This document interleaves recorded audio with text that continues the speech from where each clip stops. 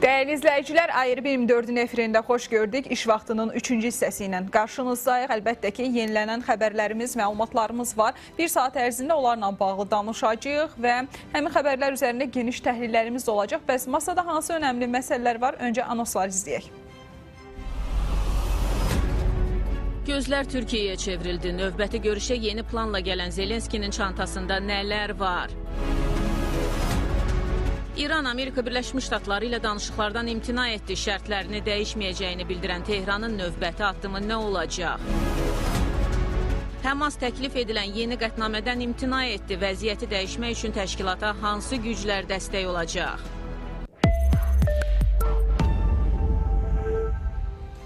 Dəyərli izləyicilər, ilk olaraqsa regionun prosesləri ilə bağlı xəbərləri çatdıracaq. Bu saat üçün diqqət çəkən bir neçə xəbərimiz var. Daha sonra isə təhlillərimizə keçid edərik.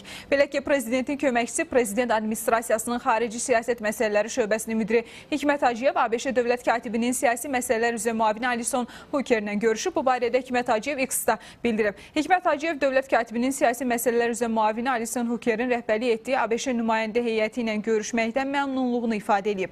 Bizim müzakirələrimiz Ermənistan-Azərbaycan sülh gündəliyinin irəliləyişi və regional əlaqə təşəbbüslərinin həyata keçirilməsi də daxil olmaqla bir çox məsələlər əhatə edib. Biz həmçinin əsas regional və qlobal hadisələr barədə fikir mübadiləsi apardıq. Azərbaycan-Amerika Birləşmiş Ştatları arasında strateji tərəfdaşlıq ruhunu təsdiq etdik deyə prezidentin köməkçisi vurğulayıb.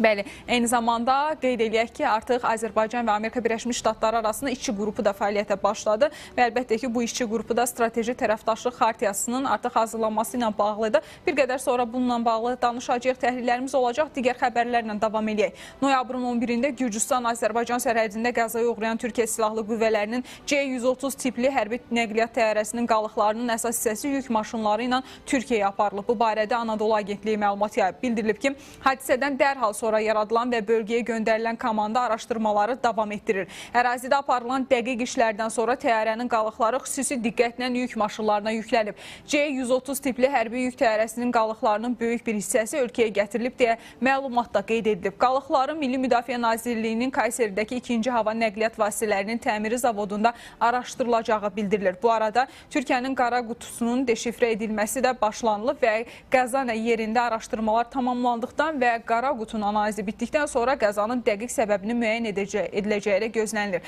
Komandanın isə ərazidəki araşdırmaları həftə sonuna qədər davam edəcəyi bildirilir və eyni zamanda Recep Tayyip Erdoğan da açıqlama verdi ki, detallı şəkildə araşdırmalar aparılacaq. Daha sonra Ermənistan Azərbaycanla sülh sazişini bağlamaq üçün özündə cəsarət tapıb. Bunu Ermənistanın Fransanın Ermənistandakı səfiri Olivier de Cotigny deyib. Diplomat bildirib ki, ötən 30 il ərzində Fransa həmişə Ermənistanın yanında olub. Fransa prezidentinin söylediyi kimi Ermənistana dəstəyimiz qeyri-şərtsiz, tam və sarsılmazdır. Bunlar onun sözləridir və bizim üçün istiqamət vericidir. Səfirlik komandası hər gün bunun üzərində işləyir deyə o bildirib.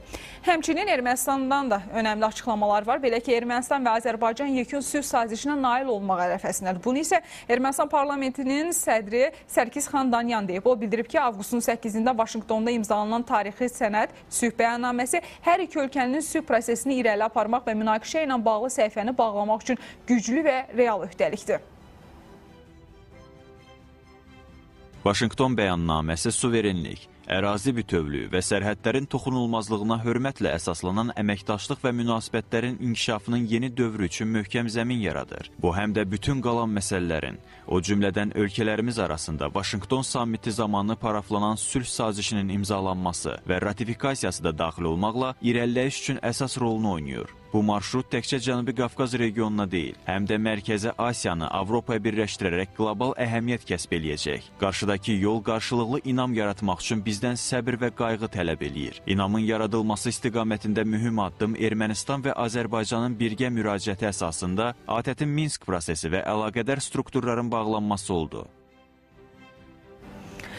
Davam edirik. Hərbi büdcənin artımı və ya silah tədarükündən danışan hakimiyyət rəqəmlərlə təqdim etmir ki, orada 44 günlük müharibə və 2022-ci ildəki toqquşmalar zamanı neçə milyardlıq itkiyə məruz qalıb. Bunu Ermənistan parlamentinin müxalif deputatı Tigran Abramyan deyib. Məhv edilmiş, düşmənə təhvil verilən silah-sursat, texnika, eyni zamanda sursat anbarları, hərbi obyektlər və s. Hələ noyabrın 10-da imzalanan üç tərəfli bəyanat nəticəsində Azərbaycana təhvil verilən rayonlar boyunca formalaşan yeni cəbhə xətti, oradakı infrastruktur və hərbi hissələrin qaçılmaz xərclərindən danışmıram. Bu xərclər də müharibənin nəticəsi idi. Hələ maddi zərərlərin tam siyasından danışmıram. Silahlı qüvvələr və iqtisadiyyata digər zərərli təsirlərə toxunmuram deyə o bildirib. Yəni bütün bunları sadalayır və qeyd edir ki, bununla bağlı hələ ki dəqiq rəqəmlər nümayiş etdirilməyib. Bunu da bir qədər belə deyək, hazırki iqtidara ünvanlanmış mesajı kimi də başa düşmək olar. Danışacağıq əlbəttə ki, regionun məsələləri üzərində təhlillərimiz olacaq. Son bir dəqiqə xəbər var, onu qeyd etmək istəyirəm. Belə ki, indi yeni paylaşılan xəbərə görə Ankarada rəsmi səfərdə olan Ukrayna prezidenti Volodimir Zelenski Türkiyə prezidenti Recep Tayyip Erdoğanla görüşüb və prezidentlərin görüşündən sonra birgə mətbuat konfransının keçirilməsi planlaşdırılır deyə bildirilib. Hələ ki, görüş keçirilir və daha sonra birgə mətbuat konfransı olacaq və qarşıdakı dəqiqələrdə isə biz əlbəttə ki, dünya gündəmi ilə bağlı məsələlərin müzakirəsinə ən geniş yer verəcəyimiz məsələ isə elə Zelenskinin İstanbul səfəri olacaq. Daha doğrusu Ankara səfəri və İstanbul danışıqlarının bərpası ilə bağlı məsələlər. İndi isə regionun prosesləri ilə əlaqədar müzakirələrlə davam edək. Çünki danışacağımız çox mövzu var. Ələxüsus da ki, Amerika Birləşmiş Ştatları Azərbaycan əməkdaşlığı ilə bağlı məsələlər üzərində daha geniş təhlillərimiz olacaq. Bu mənada studiyamızın qonağı həm söhbətimiz Milli Məclisin üzvü Azər Allahverənovla təhlillər aparacaq. Azər bəy, xoş gördük sizi, xoş gəldiniz. Azər bəy, ilk olaraq istəyirəm ki, məhz Alison Hookerin Azərbaycan səfəri ilə bağlı başlayaq təhlillərə. Öncə Ermənistana getdim. Orada artıq müzakirələr keçirildi, birgəşçi qrupunun yaradılması məsələsi ilə bağlı açıqlamalar verildi. Daha çox da əlbəttə ki, TRIP layihəsi üzərində dayanılırdı həmin müzakirələrdə. Azərbaycanda isə vəziyyət bir qədər fərqlidir. Çünki Azərbaycan və Amerika Birləşmiş Ştatları strateji tərəfdaşlar və bu xartiyanın hazırlanması üçün işçi qrupu yaradılır. Artıq bugün də bu bəyan edildi. İstəyirəm ki, bu istiqamətdə danışaq. İlk dəyərləndirmənizi bu cür alaq ki, artıq Azərbaycan və Amerika Birləşmiş Ştatları arasında strateji tərəfdaşlığın bəyan edilməsi münasibətlərə hansı yeni çalarları gətirmiş olur? Əslində, münasibətlərə yeni çalar dedikdə bu strateji tərəfdaşlıq xartiyasının hazırlanması ilə bağlı işçi qrupunun yaradılması özü artıq bu çox vacib bir strateji bir addımdır ki, hansı ki ABŞ və Azərbaycan bu prosesdə kifayət qədər intensiv şəkildə fəaliyyət göstərməkdədir. Yeri gəlmişkən avqustun 8-də imzalanmış sənədlər və o sənədlərdə xüsusilə də strateji tərəfdaşlıq haqqında xartiya barədə olan məlumat da geniş yer alıbdır və bu da nəticə etibarilə ondan xəbər verir ki, Amerika Birləşmiş Ştatları bölgədə kifayət qədər bir dinamik xarici siyasət kursunu həyata keçirilməsində maraqlıdır və Azərbaycanı da özünün strateji tərəfdaş qismində görməklə yanaşı, həm də məhz Azərbaycan üzərindən bir çox maraqlarının təmin olunmasında öz mövqeyini açıqlayan bir tərəf qismində çıxış edir. Ən azından ona görə ki, siz bilirsiniz ki, burada iki çox vacib nüans nədən ibarətdir? Enerji təhlükəsizliyi olan məsələlər, bir də beynəlxalq nəqliyyat logistika layihələridir ki, hansılar ki, bu iki vacib sütun, hansı ki, bilavasitə Azərbaycan üzərindən Cənubi Qafqaz bölgəsində çox uğurlu şəkildə həyata keçirilməkdədir və nəticə etibarilə biz bilirik ki, bu Cənubi Qafqaz bölgəsi istər Azərbaycanın irəli sürdüyü enerji təhlükəsizliyi ilə bağlı təşəbbüslər, istərsiniz ki, digər tərəfdaşların Azərbaycan üzərindən enerji layihələrinin həyata keçirilməsində, yəni xüsusilə də daşınmadan söhbət gedir. Burada Azərbaycan əsas açar funksiyasını yerinə yetirən bir dövlətdir və hətta mənim yadıma düşür ki, biz Azərbaycanın bütün bu potensialını dəyərləndirilən zaman orta dəhlizin imkanları xüsusilə də tək beynəlxalq yüklər üçün yox, həm də kommunikasiyalar, həm də təbii resursların daşınması, həm də yaşıl enerjinin daşınması üçün istifadə edilə biləcək bir dəhliz funksiyasını yerinə yetirə biləcək bir bölgədən söhbət gedir. Söhbət bütövlükdə Cənubi Qafqaz bölgəsində. Hətta mənim yadıma düşür ki, bu yaxınlarda elə bəzi rəsmilər, elə Amerika Birləşmiş Ştatları rəsmiləri, onlar Cənubi Qafqaz bölgəsində bütövlükdə bir dəhliz bölgəsi olaraq da görürlər. Bu da çox maraqlı bir yanaşmadır, amma istənilən halda ABŞ-la Azərbaycan arasında münasibətlər getdikcə intensivləşir. Bu münasibətlər indi nəzərə alsaq ki, Alison Hooker daha çox siyasi məsələlər üzrə ABŞ prezidentinin xüsusi nümayəndəsidir, amma eyni zamanda biz siyasi dialoq üzərindən həm də digər istiqamətlər üzrə, xüsusilə də iqtisadi münasibətlərin inkişaf etdirilməsi, təhlükəsizlik, regional təhlükəsizlik və müdafiə məsələləri, bu da yeri gəlmişkən xartiyanın təbiətindən irəli gələn çox vacib elementlərdən biridir. Çünki regional təhlükəsizlik məsələlərinə də ABŞ xüsusi bir önəm verir və nəzərə alsaq ki, Azərbaycan Cənubi Qafqaz bölgəsində enerji təhlükəsizliyinin təmin olunmasına iştirak edən, beynəlxalq yüklərin daşınması üçün bütün əlverişli bir mühiti və lazım olan infrastrukturu yaradan tərəfdir. Amma digər tərəfdən də Azərbaycan həm də regionda sülh və təhlükəsizliyin təmin olunması üçün çalışan, bütün resurslarını ortalığa qoyan bir tərəf qismində çıxış edir və Azərbaycan məhz bu cürə deməli prosesə müdaxiləsi Amerika Birləşmiş Ştatları tərəfindən xüsusilə də regional təhlükəsizliyin təmin olunması baxımından çox yüksək dəyərləndirilir. Yeri gəlmişkən siz bir qədər əvvəl çıxışınızda xüsusilə qeyd elədiniz. İstinadən deməli Ermənistanın parlamentin üzvlərinin istinadən ki, Nikol Paşinyan cəsarətlə addım atır, sülh müqaviləsinin imzalanmasında iqtibas gətirdiniz. Eyni zamanda bilirsiniz ki, Türkiyə prezidenti cənab Rəcəb Tayyip Ərdoğan da bu cəsarət məsələsini xüsusilə dilə gətirmiş oldu. Çünki bəlli məsələdir. Kifayət qədər destruktiv mövqedə olan Ermənistan xüsusilə də 44 günlük Vətən müharibəsindən sonra bu açıq-aşkar özünü biruzə verdi. Bütün vəcdə çalışır sülh prosesini bir qədər də əngəlləmiş olsun. Həmin o qorxu, xof, müəyyən stereotiplər, bəzi hallarda kənar müdaxilələr, kənardan təzyiqlər, revanşistləri dəstəkləyəcək hansısa addımlar və eyni zamanda siz onu da qeyd elədiniz, Ermənistanın silahlanması məsələləri, xüsusilə də Fransa və Hindistan üzərindən bu müəyyən mənada Ermənistanı sülh prosesindən bir qədər kənarlaşdırmış olurdu. Amma buna baxmayaraq, bəli, Nikol Paşinyan cəsarət tapıb çox vacib belə bir addım atdı ki, nəticə etibarilə avqustun 8-də birincisi həm üç tərəfli deməli Amerika Birləşmiş Ştatlarının şahidliyi ilə vacib sənədlər imzalandı. Digər tərəfdən də bildiyiniz kimi sülh müqaviləsinin paraflanması da baş verdi. Minsk qrupunun buraxılması ilə əlaqədar olaraq müraciətin birgə təqdim olunması yerinə getirildi və nəticə etibarilə artıq biz bir növ sanki bir dənə ortada bir deməli problem barədə bugün baş sındırmış oluruq ki, bu da konstitusiyadan dəyişikliyin edilməsi ilə bağlıdır. Amma istənilən halda bu da hardasa Ermənistanda gedəcək parlament seçkiləri ilə bir qədər bağlı olan bir məsələdir. Hətta yeri gəlmişkən Azərbaycan-ABŞ münasibətlərinin intensiv xarakter alması, ABŞ-ın bölgədə gedən proseslərə sürətli daxil olması, bəzi hallarda hətta bugün Ermənistanın özündə parlament seçkilərinin bir qədər qabağa çəkilməsi, yəni növbədən kənar parlament seçkilərinin keçirilməsi ilə bağlı müəyyən fikirlərin də formalaşmasına gətirib çıxardır. Çünki o masa üzərində Zəngəzur dəhlizindən söhbət gedir, yəni trip marşrutundan gedir. Bununla bağlı vaxt itirmək niyyətində deyil Amerika Birləşmiş Ştatları. Nə üçün? Çünki vaxt itirildikcə digər qüvvələr bu prosesə müdaxilə etmək imkanı qazanmış olur. Yeri gəlmişkən elə Zəngəzur dəhlizi ətrafında gedən siz son müzakirələrə diqqət yetirsəz, xüsusilə də Ermənistan mediasında yer alan siyasi dairələrin bəzi çıxışlarına onlar bir qayda olaraq Zəngəzur dəhlizinin məhz həmin Zəngəzur, həmin o keçmiş zamanında o mehri üzərindən keçən ərazidə çəkilməsini bir qədər mümkünsüz hesab edirlər. Ona görə mümkünsüz hesab edirlər ki, bu İran sərhədinə çox yaxındır və sərhəd mühafizə olunur eyni zamanda Rusiyanın sərhəd qoşunları tərəfindən, eyni zamanda həmin ərazidə çox saylı diplomatik korpus fəaliyyət göstərir və Zəngəzur dəhlizi açılandan sonra Zəngəzur dəhlizinin təhlükəsizliyinə cavabdeh olan qüvvələrin də həmin bölgələrə yeridilməsi digər qonşu ölkələrin narahatlığına səbəb ola bilər və ya bax bu məsələ üzərindən də çalışırlar Paşinyan hökumətinə təsirlər göstərsinlər. Paşinyanın elə bu yaxınlarda, yəni çox açıqlamaları olur hər gün, amma ona görə dəqiq deyə bilməyəcəm, neçə gün öncə idi. Belə bir açıqlaması oldu, Zəngəzur dəhlizinə üçüncü ölkələrin də qoşulması məsələsi.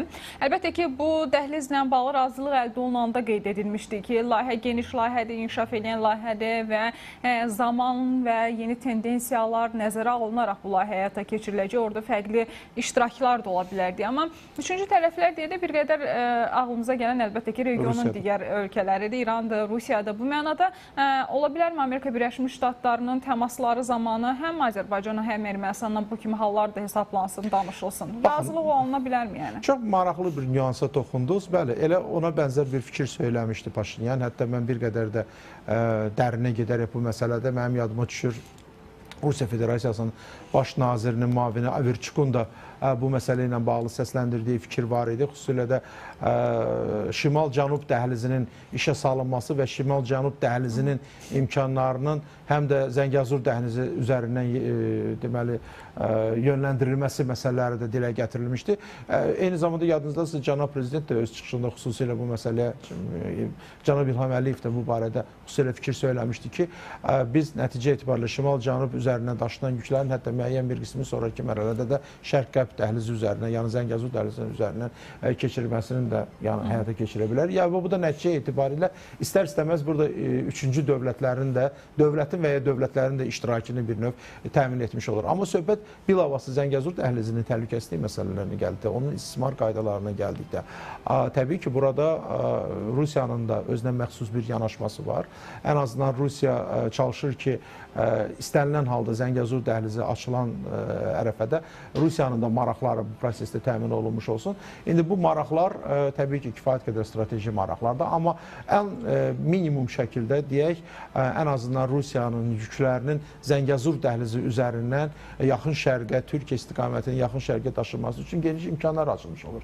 Yəni nəticə etibarilə söhbət əgər 42 kilometrlik bir ərazinin idarə olunmasından gedirsə, yəni bu bilavasitə Ermənistanın özü tərəfindən həyata keçirilə biləcək bir məsələdir. Təhlükəsizlik məsələlərinə gəldikdə isə təbii ki, Amerika Birləşmiş Ştatları da bu prosesdə təhlükəsizliyinə cavabdeh verə bir tərəf qismində çıxış edir. Bu, təbii ki, digər dövlətlərin maraqlarına müəyyən mənada üst-üstə düşməyə bilər. İndi söhbət əgər o infrastrukturun hansı texniki tələblərə uyğun olaraq çəkilməsindən çox şey asılıdır. Misal üçün, konkret olaraq biz bugün bilirik ki, İran tərəfi də Ermənistan istiqamətində olan yolun modernləşdirilməsi, yeni tələblərə uyğun şəkildə çəkilməsi istiqamətində də fəaliyyətlər göstərməkdədir və hətta müxtəlif ideyalar da ortalığa atılır. Müxtəlif dəhlizlər üzərindən bu yol arteriyasının istifadəsi məsələsində. Təbii ki, bu bir daha onu göstərir ki, istənilən halda Zəngəzur dəhlizi bu arxa plana atıla biləcək bir layihə deyil. Yəni onun maksimum reallaşması üçün bütün səylər səfərbər edilməlidir. Cənab Prezident İlham Əliyev öz çıxışında 2028-ci il məsələsinə xüsusilə toxundu. Mən düşünürəm ki, bəli, bu bəlkə də ola bilsin son bir müddətdir. Yəni buna bu vaxta qədər artıq bu Zəngəzur dəhlizi tam istifadəyə verilməlidir. Çünki ondan o tərəfə vaxtı uzatmaq bu həqiqətən də o strateji mövqelərin zəifləməsinə gətirib çıxarda biləcək bir haldır. Amerika Birləşmiş Ştatları bunu dəyərləndirir və hər zaman Azərbaycan tərəfi də məhz bu kontekstdə çıxış edir ki, maksimum bu proses sürətlənməlidir. Eyni zamanda həmin istiqamətdə delimitasiya və demarkasiya məsələlərindən də bağlı bildiyiniz kimi razılıq var. Yəni cənubdan şimala doğru növbədən kənar delimitasiya məsələsi səsləndirilmişdir. Miguel Qırqaryan tərəfindən. Həmin kontekstdə olan... Yaxınlarda ola bilərmi işlər başlasın bu istiqamətdə də artıq? Mən düşünürəm ki, indi Amerika Birləşmiş Ştatlarının boşuna deyil bu təmaslar. Səfərindən sonra təbii ki, bəli, onun ətrafında da müəyyən müzakirələr gedəcək. Xüsusilə də nəzərə alsaq ki, siyasi iradə var. O proseslərin tez bir zamanda həyata keçirilməsi üçün bütün əlverişli bir mühit var və bir məsələni də yaddan çıxartmayın. Birgə komissiyasında həm də reqlamenti də var. Yəni konkret olaraq artıq onun hüquqi tərəfləri də öz təsdiqini tapıbdır. Sadəcə olaraq bu işlərin paralel şəkildə yapılır. Yəni hansısa bir deyək əldə olunacaq nəticənin gözlənilməsi yox. Konkret olaraq işləri paralel istiqamətdə aparılması ümumi işin xeyrinə olan bir məsələdir. Sərkis Xandanyanın açıqlamasını təqdim etdiyi sülh sazişinin bağlanması yaxındır deyil.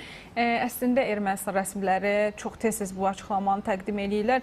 Digər tərəfdən dünən bir analitikın iddiası var idi. O diqqətimizi çəkdi. Əslində danışdıq bir qədər. İstəyirəm ki, sizin fikrinizi də alaq bu mənada.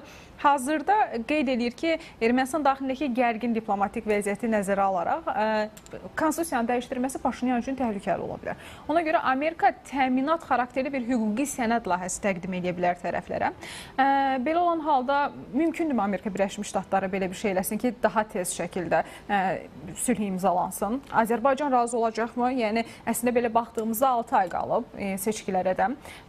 Bu hüquqi təminat sənədi həqiqətən də hüquqi baxımdan konstitusiya ilə bərabər hüquqa sahib ola bilərmi? Bu istiqamətdə də sizin fikirlərinizi almaq istəyirəm. Düşünmürəm ki, o sənəd, yəni hüquqi təminat dediyiniz sənəd konstitusiyanın dəyişdirilməsi ilə bağlı olan bir fonu bu dəyişə bilər. Ən azından məsələ bundadır ki, bu növbəti bəlkə də ola bilər ki, bir insinuasiyalardır və ya manipulyasiyalardır. Nə üçün? Çünki bəlli məsələdir ki, parlamentdə seçkilərin keçiriləcəyinə qədər konstitusiyanın dəyişdirilməsindən söhbət gedə bilməz. Yəni bunu Ermənistan mediasında kifayət qədər geniş şərh şəklində yayıldığını biz görürük. Və bu tək Nikol Paşinyan yox, Ədliyyə naziri, parlament sədri və digərləri bu mövqedən çıxış eləyirlər. Yəni sətir altı yox, bəzi hallarda hətta bunu açıq tekstlə də bildirirlər ki, bugün prioritet parlament seçkiləridir. Yəni parlament seçkilərinə qədər təbii ki, bütün atılacaq addımlar bilavasitə parlamentdən qalib çıxmağa hesablanır. Yəni söhbət vətəndaş müqaviləsinin qalib çıxmağından gedir. Əgər Amerika Birləşmiş Ştatlarının prosesə müdaxiləsindən gedirsə, mən təxmin edə bilərəm ki, bəzi hallarda Ermənistan tərəfi bir növ ambuşa müraciət edərək bəzi məsələləri bir fakt qarşısında dura biləcək bir hal kimi dəyərləndirirlər. Yəni ən azından siz mənim zaman Amerika təminat götürüb, üzərinə götürüb ki, bir təminat verir burada sülhə. O mənada gələcəkdə bu həm də şamil olunmalıdır parlament seçkilərinə gedən proses. Nə üçün? Çünki bəlli məsələdir ki, Paşinyana qarşı qüvvələr bugün bəli, müəyyən mənada pərakəndədirlər. Amma bu qüvvələr birləşərlərsə, bu Paşinyan üçün çox ciddi problemlərə yol açmış olur. Və yadınızdadırsa, diaspora təşkilatları da, məsəl üçün Amerika Birləşmiş Ştatlarında fəaliyyət göstərən diaspora təşkilatları hətta o 8 avqust sənədindən sonra belə təşəbbüslə çıxış elədilər ki, xüsusilə də yeri gəlmiş onların ikisi respublikaçıları idi. O da maraqlı bir haldır ki, təşəbbüslə çıxış elədilər ki, Azərbaycana qarşı sanksiyaların tətbiq olunması məsələsində bu hardan bir növ irəli atılmış bir ideya oldu. Həmin erməni diaspora təşkilatlarına. Yəni bu onu göstərir ki, erməni diaspora təşkilatları kilsədir, revanşistlərdir və digər qüvvələrdir, Qarabağ klanıdır. Bunlar kifayət qədər hələlik ki, müəyyən nüfuza maliklər. Amerika Birləşmiş Ştatlarının gücü çatar ki, Paşinyanı bu prosesdə bir növ fiziki cəhətdən yox, həm də siyasi cəhətdən qorumuş olsun. Aydın, çox sağ olun Azər bəy. Təşəkkür edirik dəvətimizi qəbul edib gəldiyiniz üçün və eyni zamanda önəmli dəyərləndirmələrə görə. Sağ olun. Biz məhz regionun prosesləri